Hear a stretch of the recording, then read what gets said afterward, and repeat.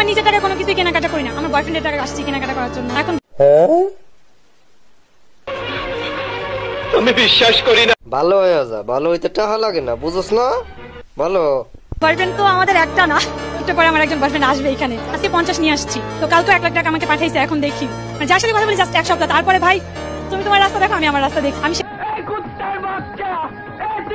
তো হেইটাই পারবা, আর কিছু পারবা? তোমার কি নিজের কামাইয়ের যোগ্যতা আছে? তুমি তো পারবা খালি খটকা পাইতে, ঠকাইতে। মানুষ ঠকানো বাদ দে, রোজা রমজান মাস, মানুষ ঠকানো বাদ দে।